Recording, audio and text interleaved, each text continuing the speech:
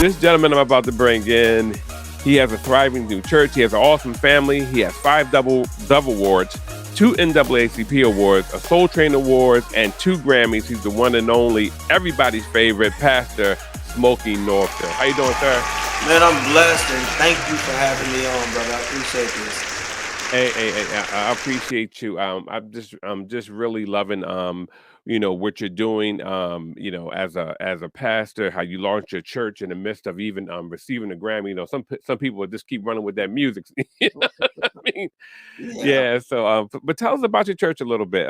Victory Cathedral. Well, it was a wrestling match, brother. I can't sit here like, oh yes, I just yielded to the Lord's will, and it was a struggle because I was literally the number one selling gospel artist at the time when I walked away to launch the church. Wow. Billboard two years in a row, Billboard had named me the top selling gospel artist. So for me to walk away from something that I had dreamt of, that I had been passionate to do all my life, literally Yeah. waited on this. Lord, I want to do this. I want to serve you in this way. I want to be a recording artist. I want to do this, want to do that. He gave me the desires of my heart and then said, okay, now I need you to come with me. I need you to plant a church. So I took everything that we had, all the resources, all the money, all the I need you now money, the God is able money, the I understand. Yeah. I took all of it and I sold it into the kingdom and really deposited myself into people. And I can tell you, man, after 17 years of pastoral ministry, there's not a greater decision that I could have made for my life, ministry, career. There's nothing that I could have done that has been more fruitful, more rewarding for more people than to invest in God's people. It's a blessing, man. Not only are we Victory Cathedral, but I've got Victory City locations around the country. I actually pastor both here and in Atlanta, Chicago and Atlanta. And then we Wow. also have a Victory City in Birmingham. So we're everywhere. Wow. God Wow. is doing great things, man. Yeah, that's awesome, man.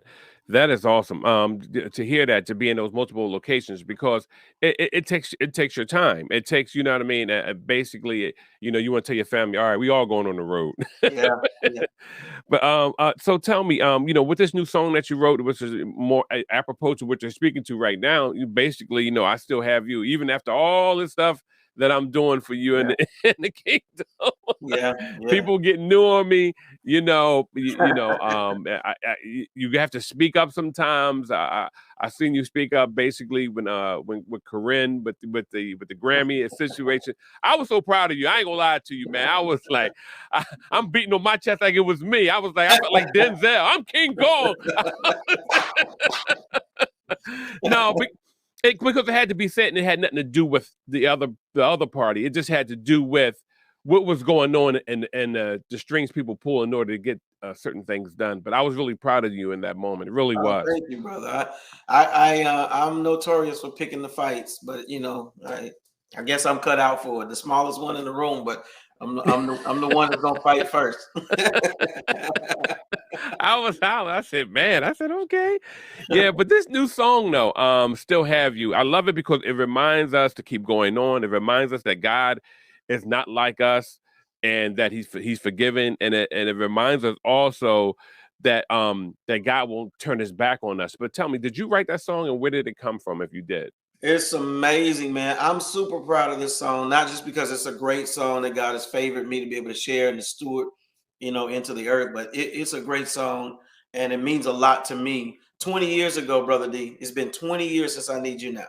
20 years. Wow. 20 years, literally 20 years. So what's crazy is 20 years ago, I wrote the song because of, many different problems. My dad was sick, had open heart surgery. My mom was paralyzed. My wife, they diagnosed her with tumor, said that it was cancer. They told us we would not have children naturally. Mm. So we were looking at a very dismal season.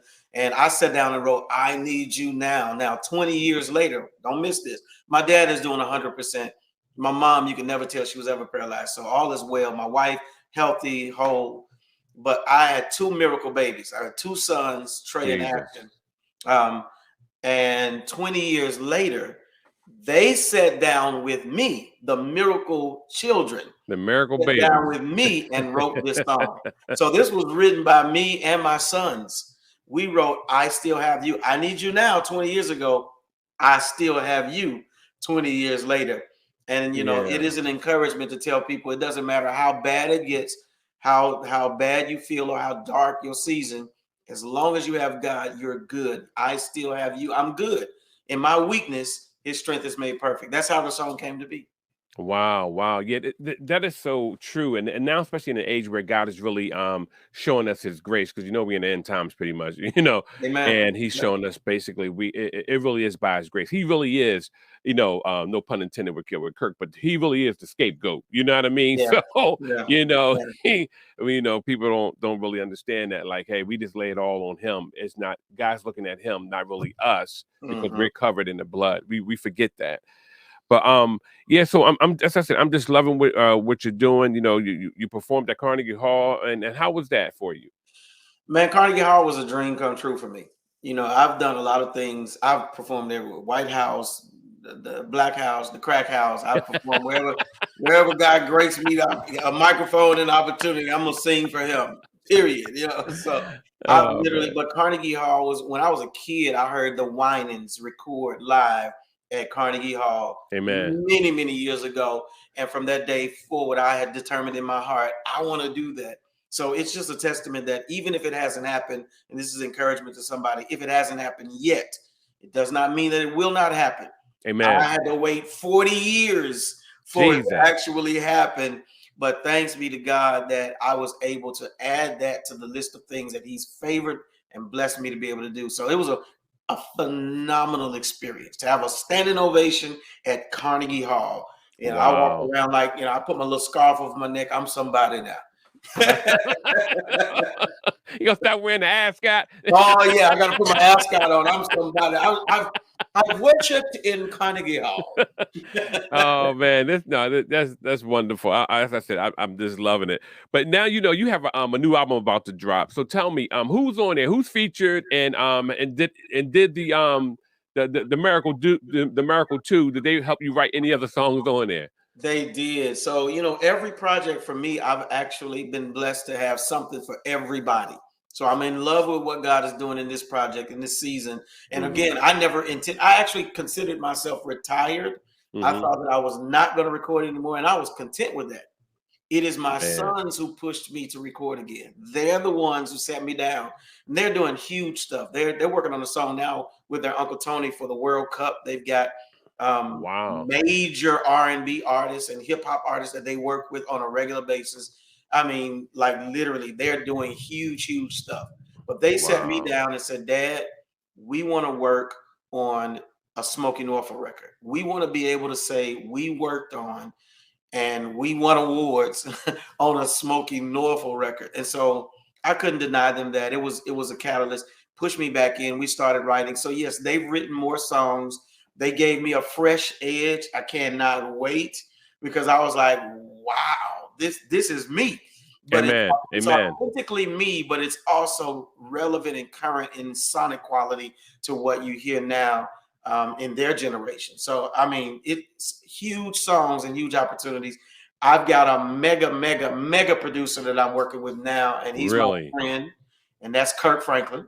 Oh man, my man. Yes. Yes. Yes. Kirk is redoing a version of "I Need You Now" for me, and Beautiful. that's gonna be something. I redid some of my old stuff. Still say thank you, all about you. I'm throwing this one in. I can do all things through Christ that strengthens me. I redone that. You know, I was a James Moore fan and a Clark's fan. So Wow. yeah, just it's gonna be a great album, man. And so I still have you is just the precursor to all the stuff that's gonna be coming.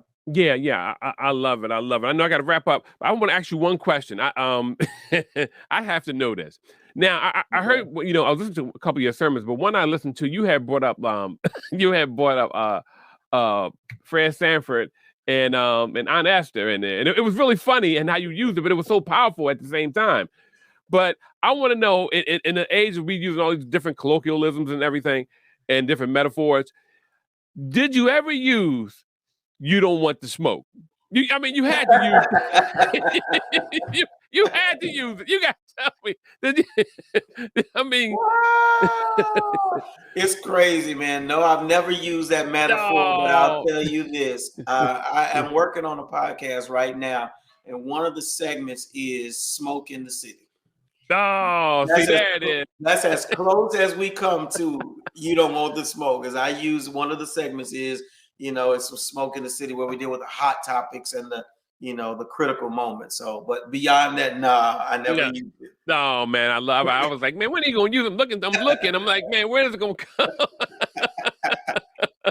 You don't want the smoke, baby. But anyway, Pastor Smokey Norful, I'm proud of you, sir. I thank you for the music. I thank you for always being authentic. And I just want to say God bless you, and many more to come, man. I missed you while you was in Philly. I wasn't feeling well. I was supposed to have been down there while you were in Philly, but I missed it. Oh, you weren't there, man? I partied in your city without you. I know. Listen, I wasn't feeling well. I was like, oh my God. And that's always the enemy, though. You know what I mean? I was there twice. I was there. I did the city winery. It sold out in a matter of minutes. Yeah, that's the one I was supposed to be at, the winery. Philly turned up. I'm sorry, Brother D. I'm sorry you were sick and missed it, but brother, Philly represented and had a straight party. It was a party for God. Man. It was so incredible. Then I was there on the McDonald's tour.